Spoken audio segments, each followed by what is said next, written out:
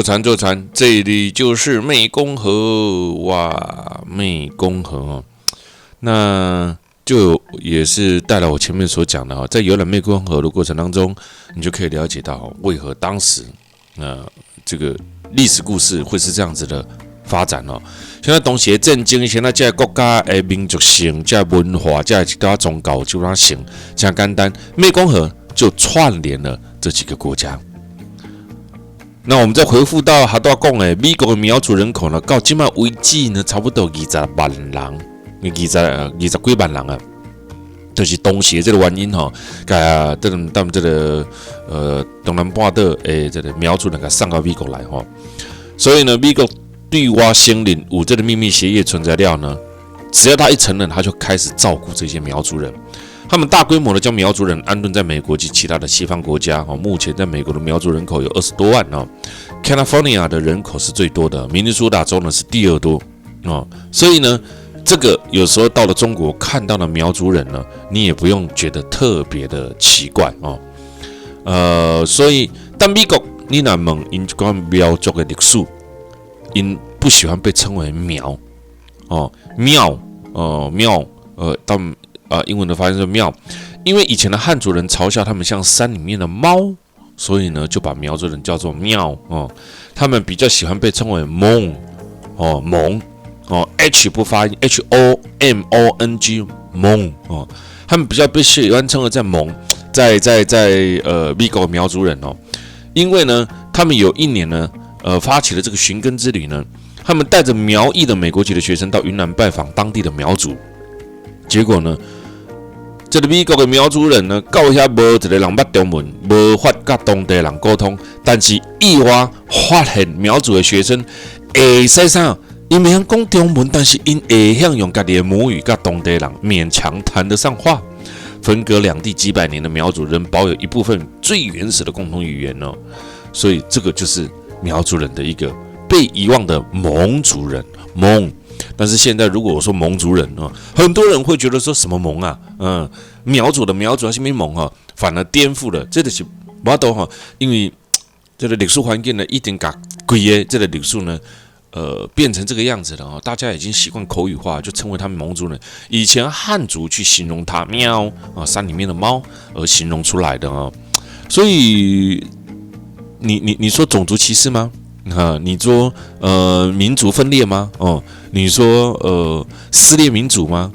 这就是历史，哪有什么好撕裂不撕裂所以你讲你认不认同你自己的国家你现在苗族人在美国算美国人还是苗族人对吧那这些人被赶来赶去，他到底算哪里？那可以回中国历史就是这样这个世界这个地球永远大家都在转我常常认为。大家都是一家人那分什么你是哪里人难道说你是美国人拿美国护照你就比较高档吗？难道你住在中国大陆你就比较低等吗？有民族歧视的人呢，其实呢，他自己的心态才是最严重的我感觉这个社会上呢，没分什么高等的，没有分什么低等的不管你今天你是大老板也好，你是平民百姓也好，都是一样的大家其实呢，在某一个程度来讲，都是平坐的当世界末日来的时候，当战争来的时候，当你在生病的时候，不管你多有钱，不管你多高贵，你都还是一个普通的平凡人。这个时候呢，不管你是哪一个国家的人，对吧？所以我得来讲更较有钱你买破杯更较善家，你嘛是破杯破杯了当你在那边等待。蒙主恩召的时候呢，其实呢，你就只是一个平凡人，不管你有多少的财富。所以我常常觉得不应该要有种族的歧视，或者是你是哪里人其实大家在这边呢，应该尊重每一个人那大家一起过着很快乐的生活这样子会比较好这样子也比较快乐。这里是湄公河。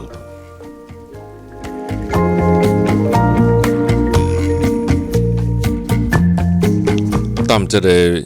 河边吃啥？吃饭有感受无？这吃气味吃气味我讲想到吃气味在湄公河旁边呢很多的时候呢，其实在河畔、在高楼、在峡谷边啊呢，吃上一顿风味餐呢，都让我觉得呢，非常的有价值啊，因为也在假的这个风味哈，这个风味还不止你嘴巴吃的哈，更包括你目睭看的。湄公河专长4180公里哈，是亚洲上重要的一个跨国河流哦，跨国世界上第12长的河啊，以这个河啊哈，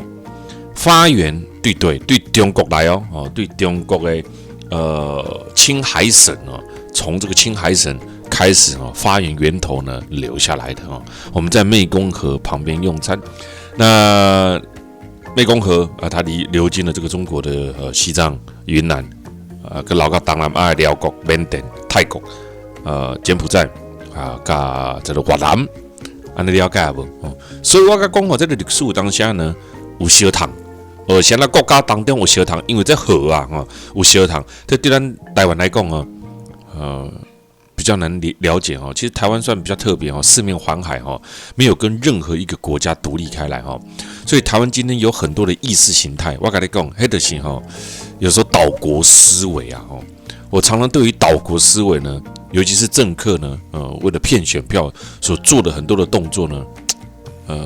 不太能够接受啦我们不能说讨厌啦也不能说不满，那不满也没办法事情老百姓能做什么呢？耍嘴皮子吗？在那边骂也没有用我讲啥呢？你若今仔台湾是跟其他3、4个国家有连在一起，今天台湾很多政治人物跟人民的思考就会改变了因为你就不是单纯的处理一个国家，你还有旁边的邻近国家接壤着，搞不好你还会其他国家的语言呢，对吧？所以在台湾来讲，可能比较难理解这种跨国之间，或者是你隔壁各有一个国家。因为台湾是独立开来的嘛，但是呢，湄公河串联起了中南半岛很多的国家，也使得这些国家呢，长期以来也因为它文化交流，也因为它拥有了战事频繁。这个渔民捕鱼的时候，无意中经过这个地方峭壁上，以前没有路上，他要攀岩上，看见这个一个地方，觉得很神奇这个地方是不是他们传说中河神居住的地方？他们传说中这个湄公河河神，帕乌，这个念帕乌帕乌千佛洞这不是帕鸟帕乌湄公河上游有一个叫做唐丁古洞，400年前龙坡邦的居民便将唐丁古洞作为供奉福德的所在，洞内陈列了3000多尊大大小小的佛像，很多的佛像来到家这个还有一个叫香通寺香通寺要一个码头，咱等下是千佛洞行了了，就直接行到香通寺去要一个码头，等下会使坐船到千佛洞坐船来到千佛洞啦这有溶洞可以看大概20几公里所以呢来到这边呢，我们可以看看上下2个石窟，被称为塔丁石窟、塔棚石窟。到我们今天来对也在看的这个结棍看的千佛洞里面的景观千佛洞里面这些神像是自己生出来吗？当然不是自己找出这些佛像还得了但是呢这个地方呢，也就因为这些天然的溶洞那里面呢很自然的它当然就被认为是神的住所啦这上游处有一个帕乌佛教石窟呢，著名之一就叫做唐丁古洞。那来到家呢我们除了刚前面经过的酿酒村看到这个村民呢蒸馏米酒的柜顶小米酒咱他们家马屋还有那个帕乌佛教石洞参观上下2个石洞塔丁石窟跟塔棚石窟这个就是很简单的石灰岩洞啦。内底景色呢，就像桂林小港喀斯特地形看到辽国人的眼来真自然认为这个就是神仙你大的所在。因此呢，当400年前开始呢，龙坡邦的他们家的这个徛家的人就将这个唐丁古洞呢，认为是供向福德的所在。这个洞内底呢，就放3000几尊大大小小的佛像啊，安尼了解哈啊，这就是伊的历史的由来啊。所以来到这个帕乌千佛洞哈，你入来内底，你就会使哈乘坐这个进入这个湄公河哈，流经到它的下面的码头哈，你就会使看了内底千佛洞有这些神像啊，你不要以为这些神像呢是敢噗几下哈，对洞里面长出来啊，没有啦，开什么玩笑，这不可能的代志哈。这个神像当然不是这样子来的哦，所以我们现在进来到了这个帕乌神洞哦，佛洞啦哈，可以看得到被他们认定为是佛祖在住的地方，或得力多的所在，在这个小乘佛教里面呢，不一样的佛教我们前面也看到他们的化缘的方式，现在再来到这个带有历史色彩哈，源自于印度分成了大乘、小乘佛教，再流传至中国而过来的。我们来进来看看帕乌千佛洞的风景喽。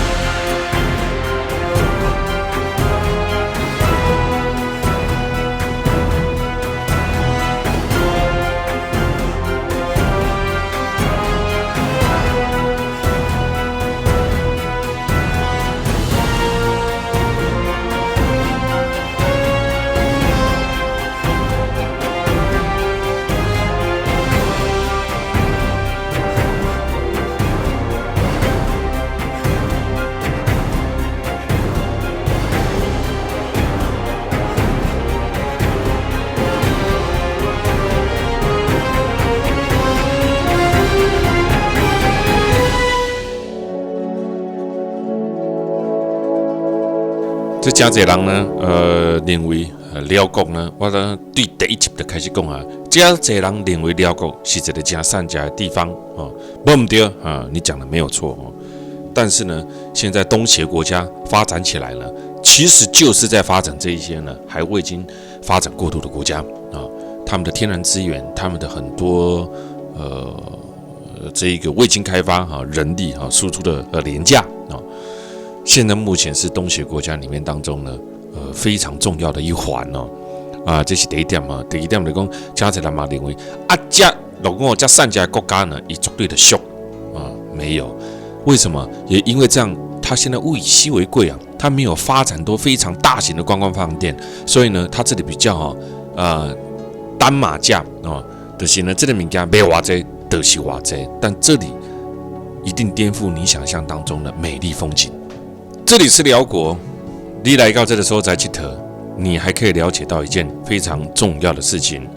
当疫情社会上，你的经济这个国家愈强，全世界惊你。我们可以回溯到19世纪、18世纪没有，那太远了哈。我们讲可以回溯到20当前、30当前。当时你看美国的经济，当时日本的经济，这个国家足强的。尤其是我们以邻近的国家日本是亚洲主要的经济体之一。你看日本也经济很强，但日本这个市场是非常非常的封闭它可以完全的只有内需市场。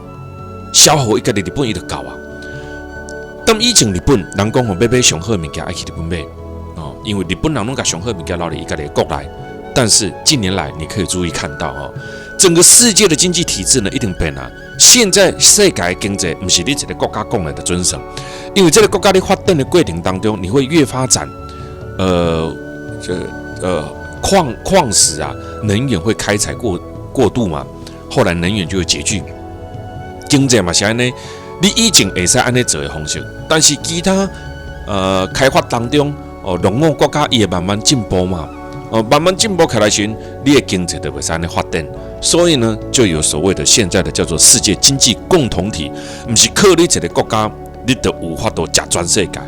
所以我听他讲别听有一些政客那么乱讲话现在经济是全球化、全世界化。我为什么会这么说呢？辽国它就是一个非常标准的在东协国家之一。东协呢，它有一个叫做自由贸易区。这个自由贸易区呢，它讲的是什么？就是你只要是这个东协国家里面的人一起签一个自由贸易协定东亚自由贸易协定，你知道吗？你的关税就可以降低到最低。这个关税呢，对于比如说你台湾要出口到东协国家，给的加重要，关税一降低，你知道吗？自然而然，你就可以取得最大的利基。我们举一个我们的立场，台湾的汽车关税是30%，有的附近的国家汽车关税是20%，你知道吗？这10% 就差了多少这10% 可能一台车子就差了40-50万。非常非常的多所以目前呢，有东协这些国家那东协的国家呢，你知道吗？东协的国家有包含了很多，那柬埔寨、缅甸、辽国、越南、汶莱、印尼、菲律宾、泰国、马来西亚，都是东协成员国家所以等于是东南亚国家，他们联合起来搞经济因这几个国家呢，为的因为自己一个国家小嘛。我这个国家老是在跟你谈什么太小了，所以我干脆呢，我的国家联合起来我在这几个国家呢，我自己的人口不多，我想新加坡我是一个小小的国家，自己的国家不大我要跟世界拼，我要怎么做真简单我要跟世界拼呢，我得跟你组织一个经济同盟。那这个经济同盟一组织起来之后呢，我销到你国家，这个物件呢，也关税就变少了。那你知道吗？我你卖你的物件。成本就较低，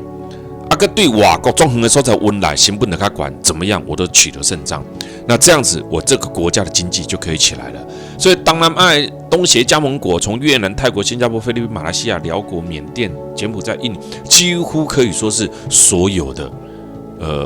东南亚的国家都加入了。那为了抢夺这个最大的商机，你知道连不是东南亚的国家，日本、韩国跟中国都加入了东协10+3，为的就是东南亚的这一块经济大饼。了解吗？我们现在来到了山中的驿站，来这边吃上一餐景观餐厅。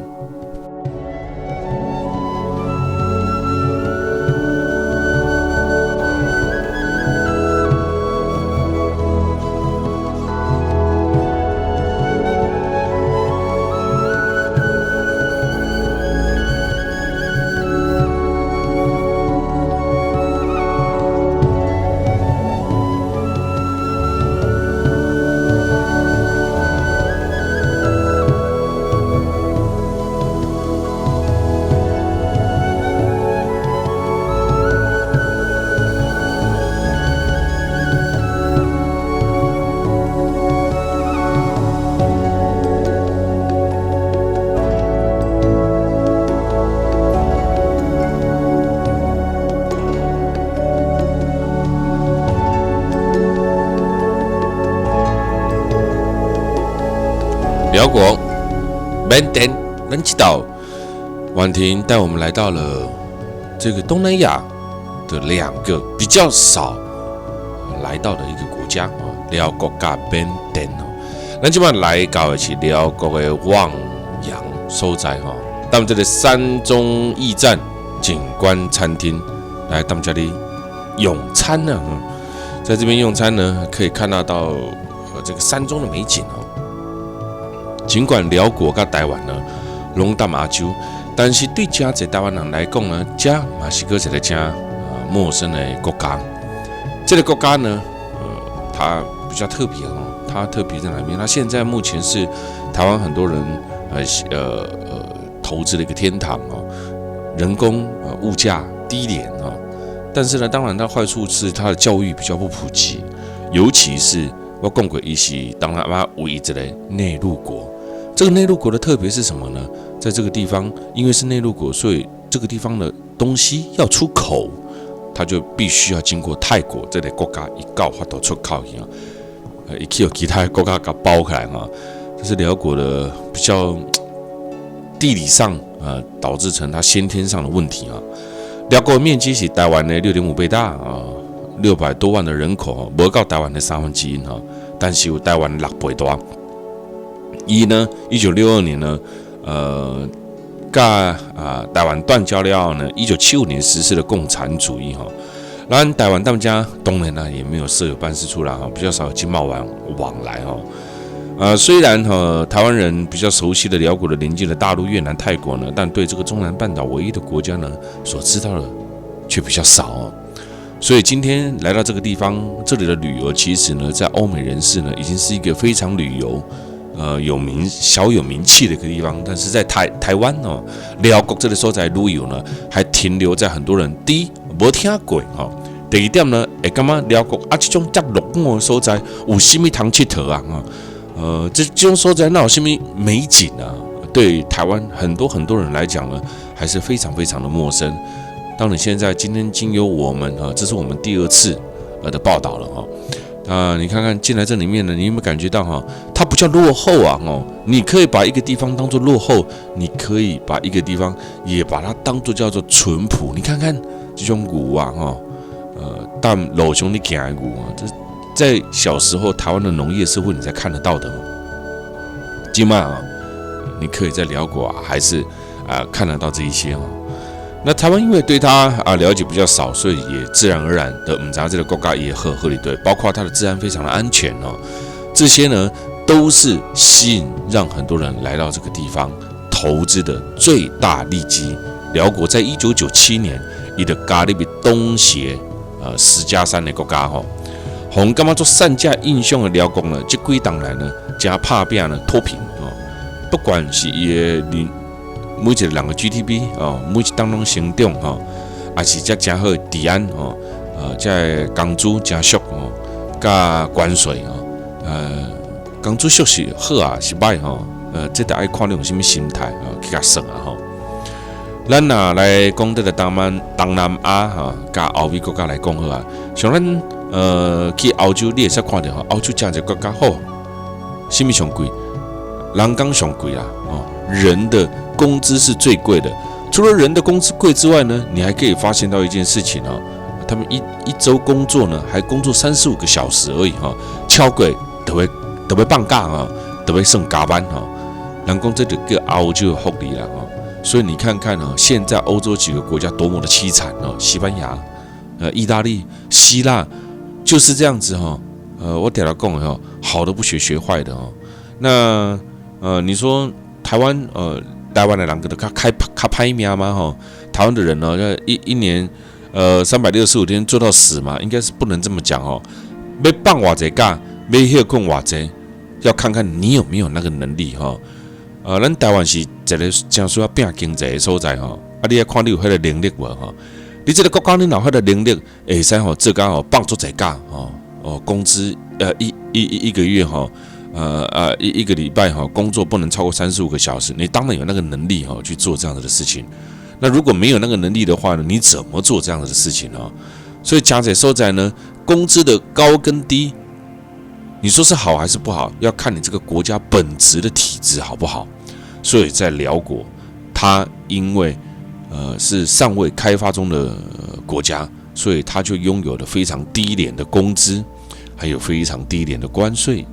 那这几年来呢，也因为这样子，所以它工资不高，当然它一年一年越来越多企业来这边开发的时候，这里的 GDP 就会年年成长。辽国到1997年先加入东协，借由这个国际组织呢，2009年跟纽西兰跟澳洲签署了自由贸易协定，跟韩国、印度签署了货品协定、经贸协定。你敢不知啊？现在的它经由这些签下来的这些协定呢，在这些国家当中拥有降低关税的优惠哈。目前呢，它的经济完全的往上冲刺哈，甚至在2009年呢，还举办了东协运动大会，逐渐慢慢的在这个默默无名的贫穷小国家，目前正在世界各国崭露头角。来，我们现在呢就来到了这个南宋河漂流。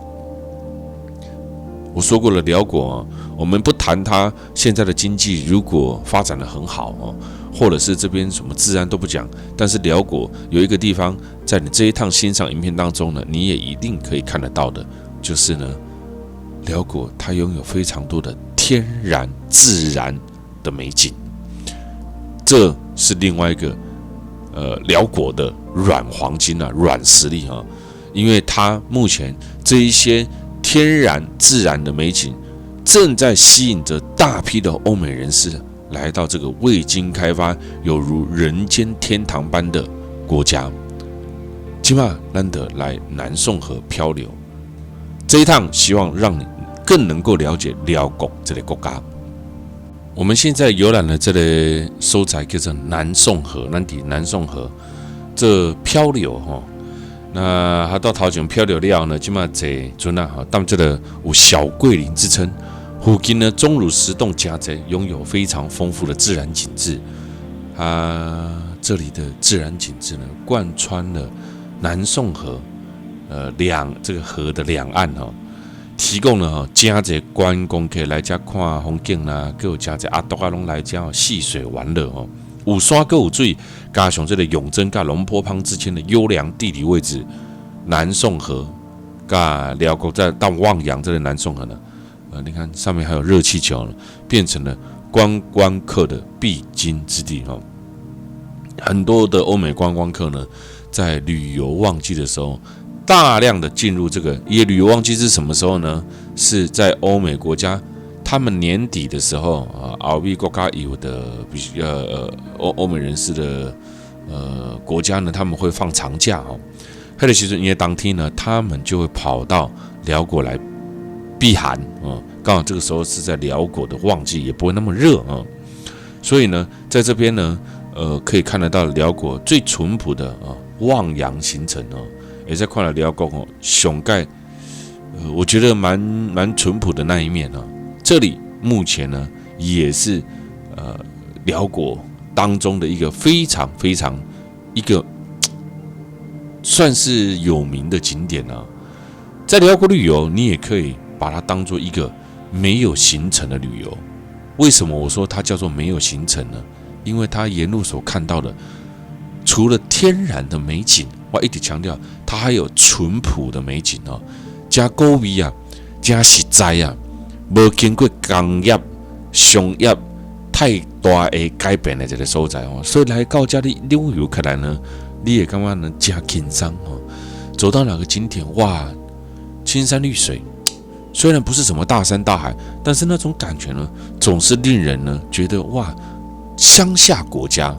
乡下国家所以这种旅游起来的时候呢，就不用特别对这个行程哇，这是什么点，这是什么多重要的点，没有这种旅游行程起来呢，就被觉得很轻松哪行哪看不是会压力看到的风景呢，拢是上天然的、上自然的这种感觉呢，就真赞所以这是来辽国的另外一种感受你若当望洋街上呢，你嘛会使看到真侪图片这个图片呢，就是希望呢观光客来家呢，当旺季来家阿多还是一寡东南亚的人呢，你莫穿比基尼，还是褪体当这个街路行闪暖因为呢，这个小镇呢，因这个民风比较淳朴虽然目前越来越多的观光客来到这个小镇望洋来旅游，但是他们还是希望呢，不要呢把太多国外的这种行为呢带来这个淳朴的小镇这个就是很不一样的辽国之旅而且呢，他们家还有加这像嘟嘟车的这种给人家会使坐一会使看到在沿路上装卡的景色呢，这真正你今晚唔知要去找会使看到这么淳朴的天然景色。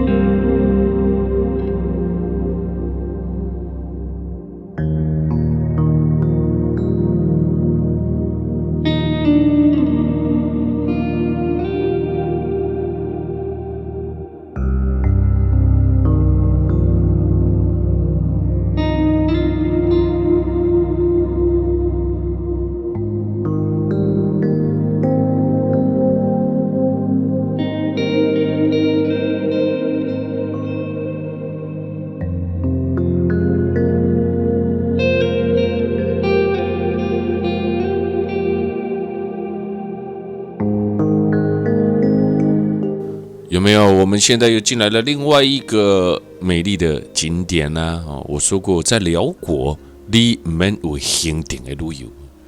因为在一路上就真轻松的安尼哪行哪看，看的景色呢，拢是自然的、天然的你会使看到这个湖边就有人扑通一声就跳了，当然不是咱的团员当地人还是阿叔来这自助旅游的三口腾腾扑一声就跳落就当这个溪边游泳轻轻松松站在路边就开始咧食物件无收美金这小贩你一定要弄辽国的钱落甲伊换真简单伊看到阿叔嘛笑笑的笑嗨嗨嘛无任何商业行为，这就是辽国咱即马来到另外一个叫做钟乳石洞这个名无听过，有听过拢无重要重要的就是水自然天然当然了，像这种比较自然的国家它的好处，它的特点是什么？在这一种比较天然的国家，你来参观它的钟乳石洞你知道吗？它也有它的好处它自然而然呢，就不太可能打上五光十色的钟乳石洞嘛。也就是我其实个人还蛮喜欢的原生风味的钟乳石洞喀斯特地形但是不知道以后会改变无因为辽国正在经济起飞当中所以台湾人很陌生但这个国家呢，其实呢小有名气进来看看最天然的钟乳石洞，没有打上彩色灯光的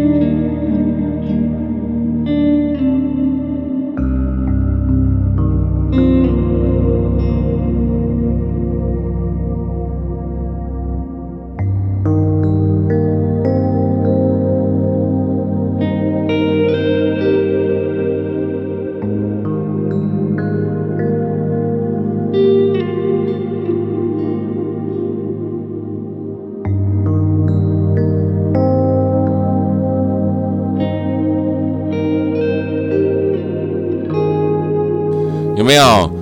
这种就是我讲的比较天然的钟乳石洞哦，它不是说那种完全没打上灯光啊，那还真难走哦。这种就是较不怕像彩色的灯光哈，所以这种钟乳石洞呢，的下山呢，看得伊比较原始的风貌哈，较天然、较自然哦，我就很喜欢哦。这种感觉我真的比较像钟乳石的原貌哦。内底灯光拍了真强哦，你看就是打那么强，咱今仔摄影机咧翕的时阵，会使翕来做清楚哦。来看了这个钟乳石洞哦，大家拢工作拍背，就会让我想到呢，咱第一团来的时阵呢，有一个这个年纪稍长的宝珠阿姨哈，也是按那几道扣开来哈，几道背开来哈，爬到了这最上面来哈，真不得了哈。所以有时候呢。你下爬行，袂爬行；会爬悬，袂爬悬；会行长，袂行长。行路会使行足长的无吼？甲你的年纪其实无关系甲你的年纪无关系，甲你这个身体有退化无有关系个第二点就是甲你的心态嘛有关系有的人行路行无弄跋的哀哀叫，有没有有的人呢？没关系虽然走不动，但是还是慢慢的走，对吧？慢慢欣赏嘛。那除了我们所看到的美景之外呢，其实呢，辽国还有一个特色，你不知道它的好，但是当时统治过它的法国却舍不得让你知道，这里就是产量极少，品质却直接挑战世界级精品的辽国的咖啡辽国的咖啡呢，当然台湾嘛也是看到但是呢，很少人知道真正的辽国咖啡一喝之下惊为天人曾经被媒体形容过辽国的咖啡看起来那洗脚的水但是啉落了呢，真正像洗脚的水吗？无啦啉落了惊为天人香气很久久不散所以这就是辽国，但是呢，修都告你杯修都告你杯。来我们也可以看到钟乳石洞，你看这些膜拜的小乘佛教小乘佛教不知道我们这一趟到了这个辽国的永贞呢，有没有去看看那一杯洗脚水咖啡但是呢，这里呢，就像法国波尔多的红酒，香槟区的香槟，特殊的风土造就了辽国咖啡特殊的风味香气特别的浓厚被法国人藏在亚洲内陆的辽国咖啡一尝100年，辽国咖啡也被评为世界上最好的咖啡之一，产量非常非常的少。所以依景南宫，以前的法国人不愿意让外界知道，一出产就全部都运到法国了。那你懂了吧？哇，我们慢慢走进来你看看现在你在画面上看到的这些路，你要说它落后呢，还是说它是淳朴的小镇呢？我觉得落后跟淳朴的小镇呢，要看你怎么去看待它有的是非常的穷到处路边都是乞丐跟呢它非常非常的淳朴未经开发，是完全两种不同截然的走向这个国家平均它就不富有，人民呢也比较快乐也比较保守的国家，也不是路边到处都是乞丐的国家。虽然它穷，但是呢，它叫做淳朴所以我感觉这是无啥相共的感觉这附近呢，拢会使看到你出产咖啡的就是我头前讲的辽国的咖啡年产量呢有35000吨看到越南的1/50连世界1/100拢无够但是品质的挑战世界级的咖啡这每一档的10月份是伊的咖啡节抢购产量不多的咖啡辽国咖啡呢，你知道吗？抢购辽国咖啡这种名不见经传，你可能听都没有听过的一个小国家，你知道吗？全球的数百万的买家就将这里小小的辽国咖啡呢抢购一空